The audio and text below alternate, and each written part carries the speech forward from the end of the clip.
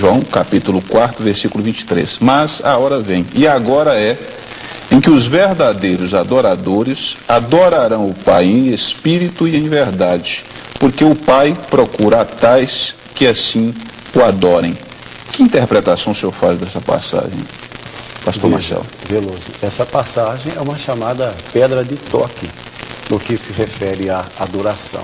No entanto, esse conceito dado em João, ele é tão amplo que ele abarca toda essa situação que nós estamos nessa noite aqui a discutir com o reverendo Ageu, como bem citou as confissões, os documentos eclesiásticos, enfim, só que nós divergimos nesse ponto, talvez numa visão mais histórica, exatamente pelo fato dessa liberdade do pentecostalismo, essa manifestação mais quente, mais adepta aos lugares aonde essa mensagem cai, como é o caso aqui do Brasil. Nós temos países nórdicos, escandinavos, europeus, que mantêm uma maneira de ser. E mesmo também a Escócia, também originária ali, a questão do presbiterianismo, não há de se comparar com esse aspecto. É um outro aspecto, Veloso, que eu gostaria,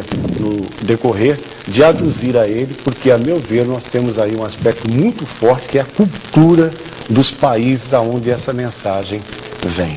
E por isso, nesse aspecto aqui no Brasil, deu tão certo essa liberdade que o pentecostalismo proporciona, de não haver uma rigidez excessiva com relação a essas manifestações. Então, o texto de João, para mim, ele é tão amplo que cabe nele toda essa discussão que nós iremos dirimir no decorrer do programa. Com certeza. Eu pergunto ao senhor, reverendo Ageu, o seguinte: Jesus não estava falando de uma nova era que estava chegando, em que os adoradores passariam a adorar a Deus não mais por meio de sacrifícios lá da lei de Moisés, na aliança do Velho Testamento, mas em espírito e verdade, nesse sentido que a gente colocou? Exatamente. Esse texto de João 24, João 4, 24, 23, 24, ele usa duas palavras em grego bastante interessantes. Uma delas é aletheia, para a verdade, e outra aparece uma vez, que é aletinós. Em português, verdade é verdade, mas aletheia no grego é em oposição a falso, e aletinós em oposição a figurado.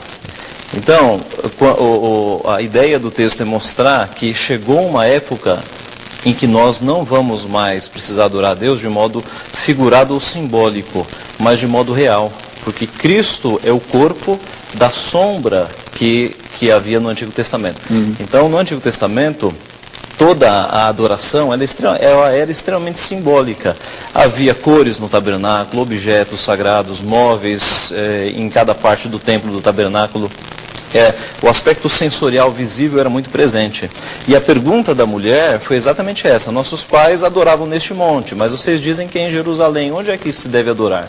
E aí Jesus tira esse aspecto de uma adoração geográfica, simbólica, ritualística como era, e ele diz: chegou a hora em que os meus adoradores o adorarão em espírito e em verdade, quer dizer, em espírito e não mais no modo simbólico como era antigamente, mas agora no modo desprovido de símbolos e de elementos sensoriais.